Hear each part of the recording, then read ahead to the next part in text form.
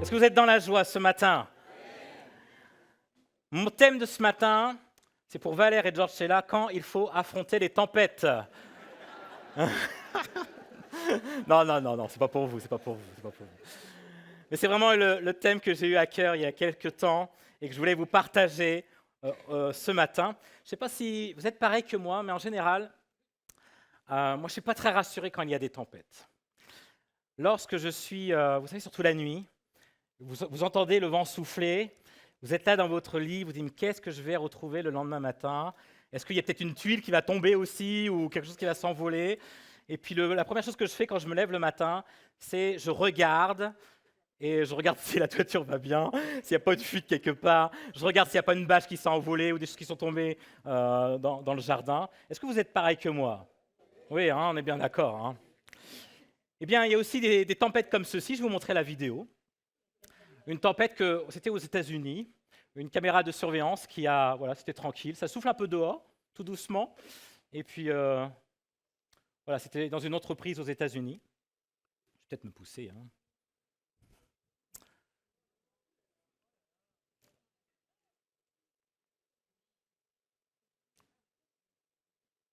Alors forcément, c'est une tornade qui arrive, un ouragan.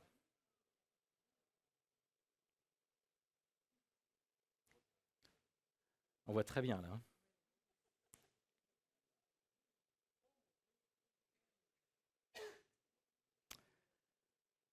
Ça, c'est une sacrée tempête, hein?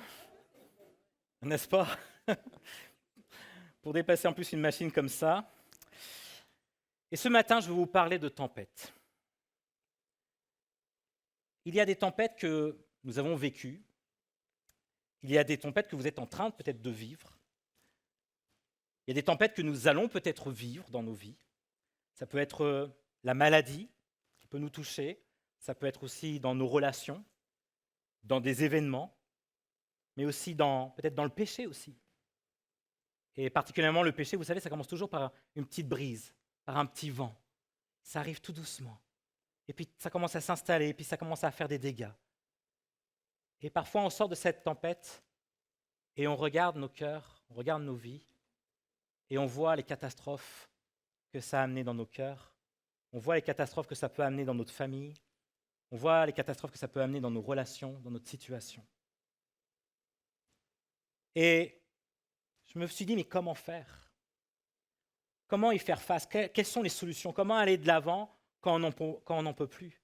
Quand on est à bout de force, quand on est dans cette tempête, quand on voit que tout est en train de bousculer dans nos vies, lorsque nous sommes en train de vivre des moments difficiles. Est-ce qu'il y en a qui sont exemptés de ça, qui n'ont jamais vécu de tempête? Non, on est bien d'accord que tout le monde, on a vécu ou on va vivre ou on est en train de vivre des tempêtes. On est dans un monde tellement difficile.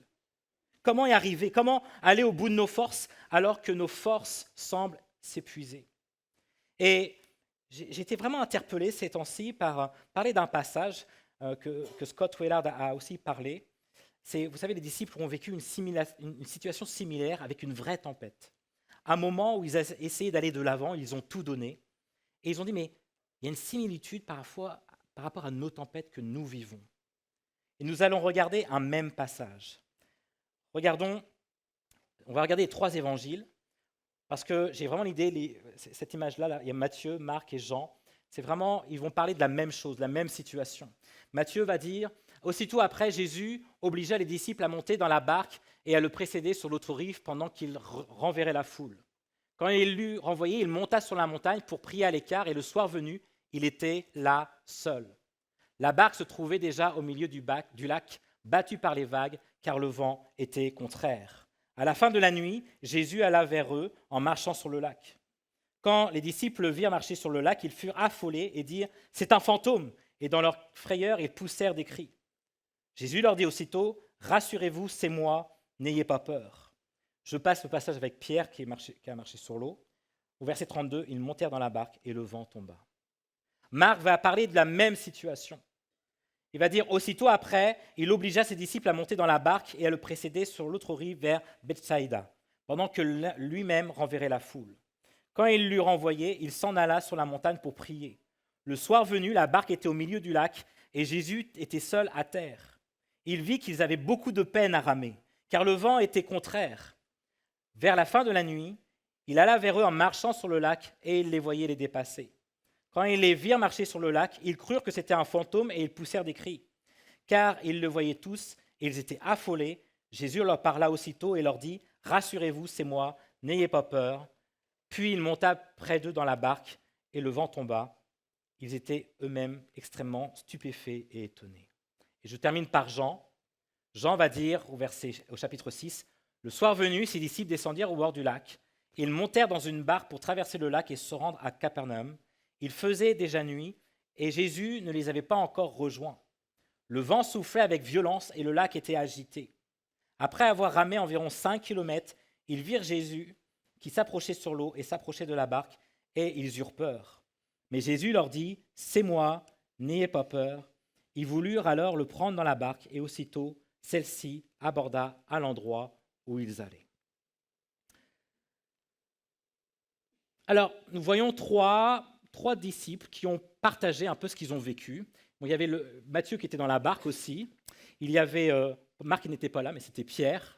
Voilà, Pierre parlait à Marc. D'ailleurs, on voit bien que Pierre n'a pas parlé forcément de la situation où il a marché sur l'eau. Il n'a pas parlé de ça à Marc. Et puis Jean aussi qui était dans la barque. Et les trois étaient dans la barque et les trois ont écrit l'histoire de ce qui s'est passé. C'est vraiment l'image comme, vous savez, un film. Caméraman, Steven Spielberg. Je ne sais pas si vous aimez bien cela, mais c'est comme l'image que je vous montre ici. Il y a une scène, il y a 3 caméras, et chacun va avoir un angle particulier, et chacun va parler d'une manière particulière. Que ce soit pour Matthieu qui va regarder d'une manière, Marc va parler d'une autre manière, et Jean va parler d'une autre manière aussi. Et dans ces passages, ça va nous permettre de dégager trois situations pour aller de l'avant, pour affronter les tempêtes, 3 choses qui nous permettent d'aller de l'avant et de se dire, mais comment je peux affronter les tempêtes qui sont dans ma vie? Et c'est 3 P. La lettre P. La première lettre P, c'est P comme une perception nouvelle face aux échecs. Je ne sais pas si vous avez entendu, mais Jésus va les obliger à monter dans la barque.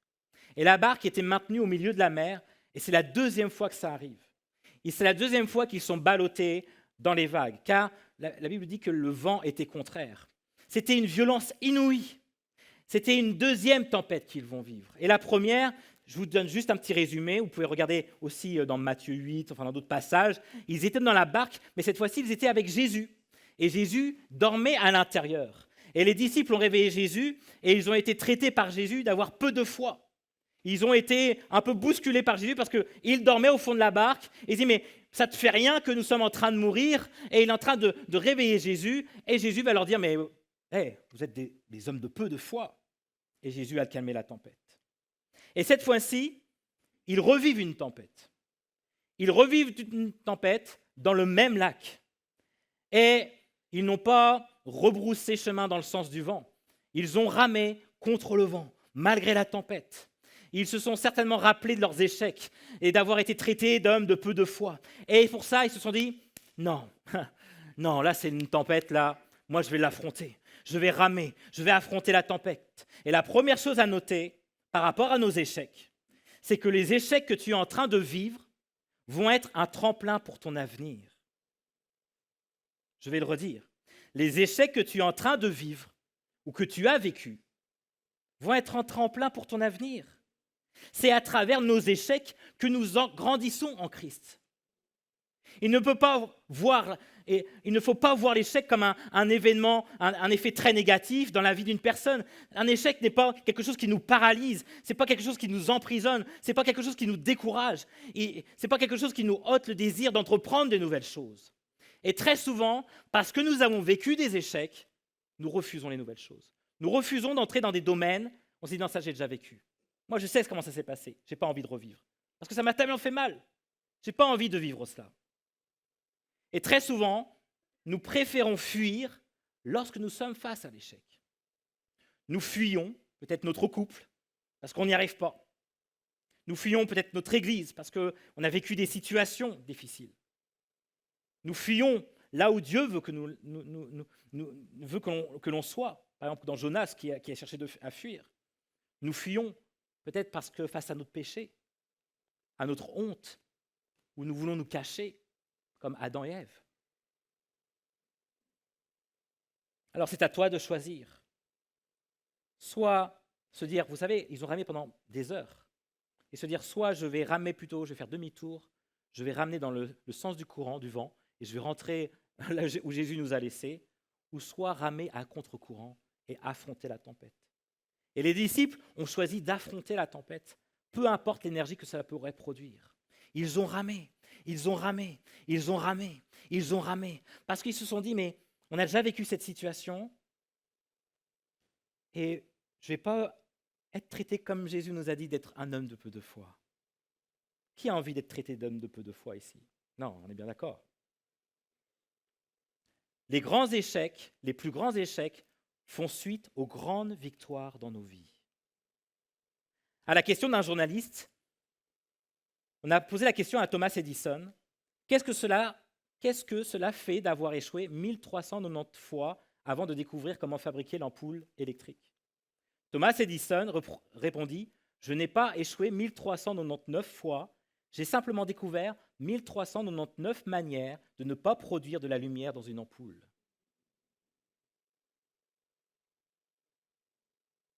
L'échec n'est qu'une étape qui va nous conduire à la victoire. Il enseigne, l'échec nous enseigne, l'échec nous fortifie, l'échec nous permet de franchir les caps, l'échec produit l'expérience nécessaire pour qu'une personne puisse grandir. Moïse a vécu un temps d'échec lorsqu'il était prince d'Égypte. Et pourtant, Dieu l'a fait retourner en Égypte. Il a cherché à fuir, mais Dieu l'a ramené en Égypte. Et il a remporté des victoires. Amen. Et les disciples ont vécu aussi un échec. Ils ont réveillé Jésus dans la barque. Ils ont dit, mais hé, regarde, on est en train de périr, qu'est-ce que tu fais? Tu dors. Mais ils ont désiré aller au-delà de l'échec. Et ils ont appris de leur échec. Ils ont appris beaucoup de choses. Et ils ont peut-être appris aussi à gérer leurs émotions. Je peux supposer que pendant qu'ils étaient dans la première tempête, ils étaient remplis d'émotions, en train d'être submergés de plein de choses. Et au bout d'un moment, ils n'en peuvent plus. Ils réveillent Jésus. On dit, hé, réveille-toi, on est en train de mourir. Ils étaient submergés par les émotions. Et moi, je crois qu'ils ont appris à prendre le dessus sur leurs émotions. Ils ont compris que dans les situations de tempête, les émotions n'ont pas à dominer sur les situations. Et vous avez remarqué, on ne voit pas ce qu'ils disent. Mais en tout cas, ce qui est sûr, c'est qu'ils vont ramer dans la deuxième tempête, ils vont ramener pendant plusieurs kilomètres, pendant 5 kilomètres. L'échec n'était pas pour eux une excuse, mais c'était un tremplin pour aller de l'avant. Alors, le premier P comme une perception nouvelle de l'échec. Le deuxième P, c'est P comme la parole de Dieu.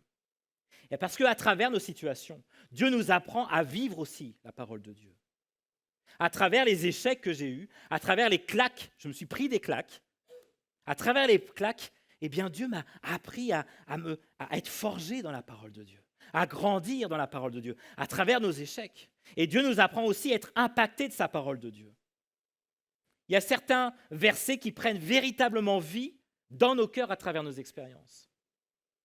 Il y a un moment où je peux prendre même peut-être les plus âgés parmi vous, en disant, mais quel est ton verset? Et tu vas certainement me dire un verset qui t'a porté parce qu'il y a eu des moments difficiles dans ta vie. C'est vrai ou pas? Les piliers de l'Église, les aînés, c'est vrai ou pas? Parce que lorsque nous vivons véritablement des échecs, lorsque nous vivons véritablement des claques, Dieu nous apprend à être forgés dans la parole de Dieu. Et Jésus a dit à la première tempête, passons sur l'autre rive. C'est ce qu'ils vont faire. Et regardez, à la deuxième tempête, Jésus va dire, aussitôt après, Jésus obligea les disciples à monter dans la barque et à le précéder sur l'autre rive pendant qu'il renverrait la foule. Et ils se sont saisis de la parole de Dieu. Peut-être qu'à la première tempête, ils se sont dit, ah oui mince, on a réveillé Jésus. Pourquoi on a réveillé Jésus? Parce que finalement, c'est vrai, il nous a dit d'aller à l'autre rive. Oh, on aurait pu persévérer. Et là, maintenant qu'ils sont dans la deuxième tempête, ils se sont dit, c'est une supposition, hein, mais on se dit, on ne va pas faire la même erreur. Et les vrais disciples, on comprenne l'importance d'obéir. Ils ont dit, Jésus nous a demandé d'aller de l'autre côté de la rive, alors on va y aller. Et ils ont compris l'importance de ce que Jésus dit, dans la parole de Dieu, lorsque Dieu dit des choses, ils ont cru en ce que Dieu disait. Et Jésus leur a dit, il nous dit ce matin, croyez en Dieu, croyez aussi en moi, dans Jean 14, verset 1. Parce que la clé de tout combat, la clé de toute difficulté, la clé de toute tempête que nous vivons, se trouve dans notre foi en Jésus et dans ce que Jésus nous dit. Et les disciples ont entendu cette parole de Jésus. Ces disciples ont vécu la parole de Dieu durant la première tempête. Ils ont été dans cet échec, mais ils se sont dit, plus jamais. Et ils ont ramé, et ils ont ramé, et ils ont ramé, et ils ont ramé. Parce qu'ils se sont dit, si Jésus nous demande d'aller de l'autre côté, on y va. Peu importe si le vent est contraire, peu importe ce qui se passe, on va ramer. Abraham a dit aussi, on a parlé d'Abraham, Paul en a parlé dans Romains 4, versets 20 à 21, il dit, Abraham n'a pas douté par incrédulité de la promesse de Dieu, mais il a été fortifié par la foi et a rendu gloire à Dieu, car il avait la pleine conviction que ce que Dieu promet, il peut aussi l'accomplir. Abraham avait la pleine conviction que ce que Dieu promet, ça allait s'accomplir. Et de même, les disciples ont été fortifiés à travers cette première tempête. Et lorsqu'ils ont vu Jésus la calmer en un mot, ils ont dit « Ouh !» Ils ont dit « Oui, c'est vrai qu'il a l'autorité. » Et ils ont dit « Mais ce que Dieu promet, il peut l'accomplir. » Et de même, lorsque nous vivons des tempêtes, appuie-toi sur la parole de Dieu et sur les promesses que Dieu a pour vous. En effet, dans Acte 2, la promesse est pour vous. Amen. Tu peux le dire à ton voisin. Les promesses de Dieu dans la Bible sont pour toi. Avec conviction, hein. On a vu deux éléments qui permettent d'affronter nos tempêtes. Le premier élément, c'est la nouvelle perception de nos échecs. Le deuxième élément, c'est s'appuyer sur les promesses de la parole de Dieu. Et le troisième élément, P comme la persévérance. Parce que ce n'est pas tout de suite que Jésus est arrivé, les amis. Ce n'est pas tout de suite que Jésus est venu dans la barque. Ils ont ramé dur pendant des heures. Si vous regardez bien, le soir venu, il était seul, si on regarde Matthieu 23, et puis à la fin de la nuit, au verset 25, ils ont dû ramer. Je peux dire que les biceps, ça allait au niveau de la rame. Je ne sais pas si vous faites de la musculation, mais ramer toute la nuit, ils ont dû avoir une musculature de fou, non? Mais eux, ils ont ramé, parce qu'ils se sont appuyés sur, vraiment, la première chose, peu importe l'échec qu'on a eu, on va y aller. Et puis la deuxième chose, c'est la parole de Dieu. Et la troisième, ils ont persévéré. Ils ont ramé. Ils ont persévéré. Dans Hébreux 10, verset 36, il écrit, oui, vous avez besoin de persévérance. Vous avez besoin pour accomplir la volonté de Dieu et obtenir ainsi ce que vous est promis. Dieu vous a donné des promesses pour vous. Mais parfois, on ne rentre pas dans la persévérance parce qu'on est dans un monde où, persévérer, oh là, j'ai faim, McDo. Fainéantise de faire un repas. C'est vrai ou pas? Nous devons avoir de la persévérance dans nos vies, persévérance dans nos situations, persévérance dans nos difficultés. Parce que Paul dit dans Romains 5, bien plus nous sommes fiers, même dans nos détresses, même dans nos tempêtes, sachant que la détresse produit la persévérance. Et la persévérance, la victoire dans l'épreuve. Et la victoire dans l'épreuve, l'espérance. Parce qu'il y a une espérance, les amis, une espérance de revoir Jésus. Une espérance de voir Jésus accomplir les promesses. Nous ne devons pas baisser les bras comme le monde baisse facilement les bras. Mais nous devons ramer à contre-courant. Nous devons y aller pour atteindre l'objectif, même si c'est dur. Car la persévérance produit la victoire dans l'épreuve. Et ils savaient qu'au bout, ils allaient avoir la victoire dans l'épreuve. Et la victoire dans l'épreuve produit l'espérance, cette espérance de revoir Jésus. Ça, c'est ce que nous produisons. Face à nos tempêtes, lorsque nous voulons affronter nos tempêtes, il y a les 3 P. Il y a le premier P, je vous rappelle, la perception nouvelle. La deuxième P, la parole de Dieu, les promesses de la parole de Dieu. Le troisième P, la persévérance. Mais lorsqu'on a tout donné, parce que je pense qu'à la fin, les disciples, ils ont tout ramé, ils ont tout donné, ils n'en pouvaient plus. Parce qu'à la fin de la nuit, c'était difficile. Eh bien, Jésus va ramener un 4e P. P comme sa présence. Je vais demander à Christian de venir sur l'estrade. Pas la présence de Christian, hein. La présence de Jésus. Et là, d'accord. C'est vrai que la première tempête, Jésus était dans la barque. Il dormait, mais il était dans la barque. Et parfois, on est dans cette situation, nous persévérons, mais on se sent seul. Parce que dans la deuxième tempête, Jésus n'était pas dans la barque. Jésus n'était pas dans la barque. Il y a un sentiment d'être seul dans nos tempêtes. Cette fois-ci, Jésus n'était pas là. La tempête était là, était présente, on est envahi, mais Jésus n'était pas dans la barque avec ses disciples. Et si on regarde le tableau des évangiles, que je vous ai montré, si on peut prendre le temps de regarder l'évangile de Matthieu, de Marc et de Jean, si on prend le temps de regarder ce que dit Jean, ce que dit Pierre dans Marc, ce que dit Matthieu, vous savez, ils ont écrit 60 ans après le récit de cette tempête. 60 ans après. Ce n'est pas tout de suite qu'ils l'ont écrit, hein. Ils l'ont écrit 60 ans après. Et tous les trois n'ont pas oublié que Jésus était seul dans son coin et qu'eux, ils se sentaient seuls. Regardez bien, verset 23 de Matthieu. Car il leur a envoyé, il monta sur la montagne pour prier à l'écart, et le soir venu, Jésus était seul. Regardez c'est 60 ans après, hein, ils se sont rappelés de ça, ce que Pierre dit. Quand il leur a envoyé, il s'en alla sur la montagne pour prier, et le soir venu, la barque était au milieu du lac, et Jésus était seul à terre. Regardez ce que dit Jean. Il dit, au verset 17, il faisait déjà nuit, et Jésus ne les avait pas encore rejoints. J'étais seul.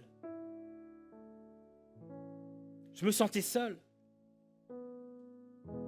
Tous les trois n'ont pas oublié que Jésus était dans son coin et qu'eux, ils se sentaient seuls. Jésus n'avait pas encore répondu. Jésus n'était pas avec eux, ils n'étaient pas dans la barque. Ils se sentaient peut-être abandonnés. Et parfois, on se sent abandonné dans nos tempêtes. Parfois, on a beau crier, peut-être qu'on a beau dire, mais j'ai beau voir l'échec différemment, j'ai beau m'appuyer sur la parole de Dieu, j'ai beau me persévérer, mais je suis à la fin de la nuit, quoi. Je rame pendant des heures, et peut-être pendant des jours, peut-être pendant des années, et j'ai l'impression que la situation n'évolue pas.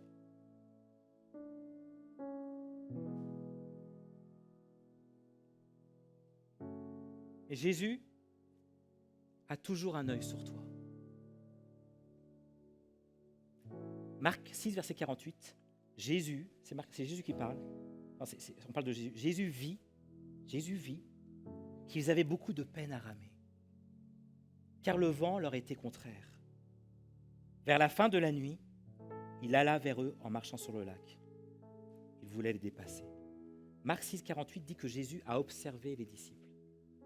Alors qu'il traversait le lac à la rame, son œil, même s'il était en train de prier, son œil était constamment sur eux. Jésus les voyait. Il avait un regard sur eux, jamais quitté des yeux. Jésus a observé les disciples, son œil était sur eux. Tu ne le vois peut-être pas, mais Jésus te voit. Dans la tempête que tu es en train de vivre, Jésus a un œil sur toi. Tu es fatigué? Il a un œil sur toi et il prie pour toi. Tu n'en peux plus? Il a un œil sur toi et il prie pour toi. Ton péché t'environne, t'es complètement envahi. Il a un œil sur toi et il prie pour toi. Jésus prie pour toi, il a un regard sur toi. Romains 8, 34, qui les condamnera? Jésus-Christ est mort, bien plus, il est ressuscité, il est là à la droite de Dieu et il intercède pour nous. Il prie pour toi, il intercède pour toi, il intercède pour que lorsque tu traverses des tempêtes, tu puisses sortir victorieux de cela. Il ne t'abandonnera pas. S'il y a un autre point à garder en mémoire, c'est au moment où les forces sont à bout que Jésus fait son apparition. Dans Jean 6, verset 19, après avoir ramé environ 5 kilomètres, ils virent Jésus qui marchait sur l'eau et s'approchait de la barque. Jésus vient, mes amis, quand tu n'en peux plus. Tu peux le dire à ton voisin, Jésus vient quand tu n'en peux plus. C'est tellement important. Et c'est une réalité. Tu crois vraiment qu'il va te laisser sur le côté? Jésus vient quand tu n'en peux plus, quand il voit que tu as tout donné, lorsque tu vois que tu as tellement persévéré, lorsque tu vois que tu es tellement fatigué, il vient à ton secours même si tu ne l'appelles pas. Parce que les disciples, on va appeler « Hé, Jésus !» Jésus voit et voit ta situation et Jésus vient même quand tu ne l'appelles pas. Pourquoi ? Parce qu'il y a des promesses, parce qu'il ne te permettra pas que vous soyez tentés au-delà de vos forces. Mais avec la tentation, il préparera aussi le moyen d'en sortir afin que vous puissiez la supporter. Pourquoi ? Parce qu'il dit « Venez à moi, vous tous qui êtes fatigués et chargés, et je vous donnerai du repos. » Jésus est apparu au milieu de la tempête. Il n'a pas arrêté la tempête. Il ne s'est pas dit, d'un coup, il va marcher sur l'eau. Il n'a pas arrêté la tempête parce qu'il est arrivé dans les tempêtes. C'est la même chose. Lorsque tu vis une tempête, Jésus apparaît dans la tempête. Lorsque tu es tourmenté dans plein de choses, regarde, Jésus est là. Jésus est apparu au milieu de la tempête. Jésus n'est pas apparu après la tempête. Cherche-le dans la tempête. Parce que c'est dans la tempête que Jésus se montre. Car il est là. Il est présent. Et il te voit. Et voilà, on l'a lu, il vient, il te voit et il s'approche de la barque. Et il va donner ces paroles réconfortantes. À chaque fois, il va dire, c'est moi. Parce que lorsque tu prends le temps de chercher Jésus dans la tempête, lorsque tu prends le temps dans la parole de Dieu, alors que tu es tourmenté, tu es tellement pris par ce qui se passe. Lorsque tu prends le temps de regarder Jésus, il va dire, c'est moi. Il dit, c'est moi, je suis la résurrection. Je suis l'alpha et l'oméga. Je suis le commencement et la fin. Je suis le roi des rois. Je suis celui qui calme les tempêtes. Je suis celui qui peut pourvoir. Il dit, c'est moi. C'est moi qui a vaincu la mort. Laisse-moi prendre la suite. Et pour terminer, j'inviterai le groupe de louanges à monter.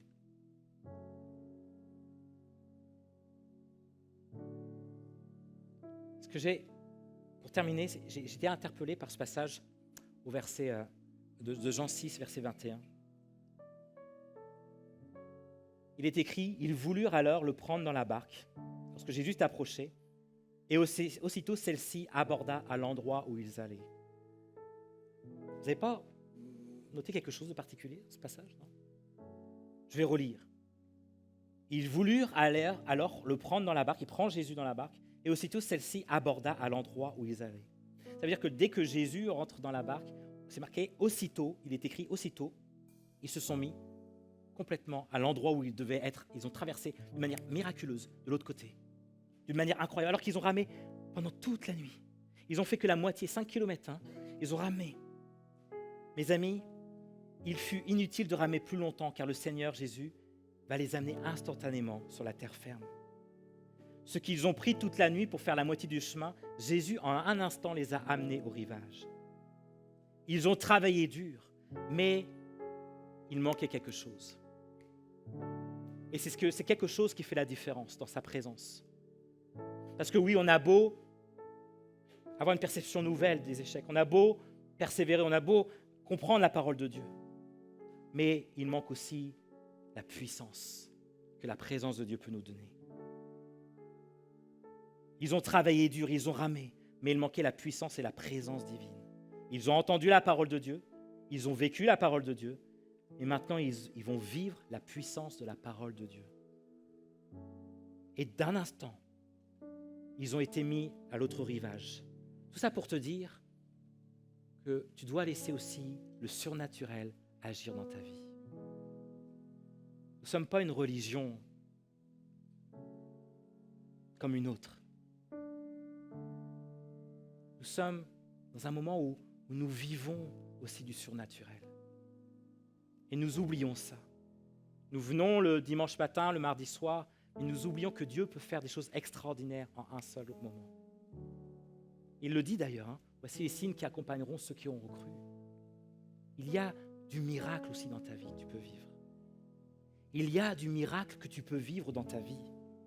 Il y a des choses que tu peux vivre d'une manière miraculeuse, des choses que tu peux même pas comprendre humainement. Alors que tu es là à bout de force, Jésus, tu rencontres Jésus, laisse-le faire la suite. Laisse-le prendre la suite. Laisse-le faire un miracle dans ta vie. Et pour ça, il faut s'abandonner à lui. Pour ça, il faut accepter de le laisser te guider à l'autre rive. Amen. Alors j'ai eu à cœur, pour terminer, de prier pour ceux qui sont en train de vivre des tempêtes. On peut incliner nos têtes.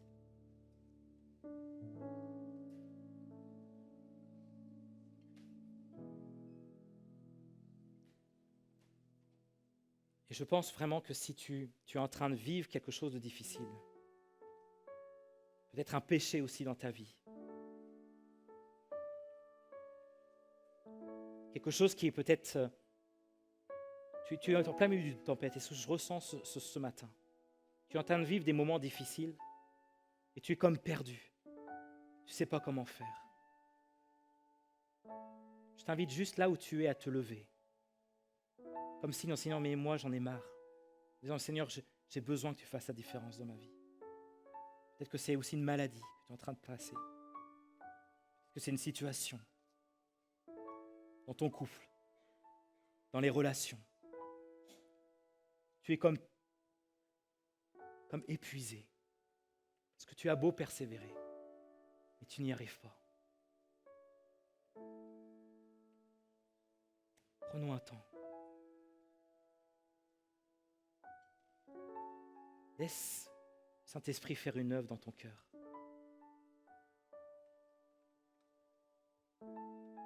Alléluia. Seigneur, je te prie pour ceux qui se sont levés. Je te prie pour ceux qui sont en train de...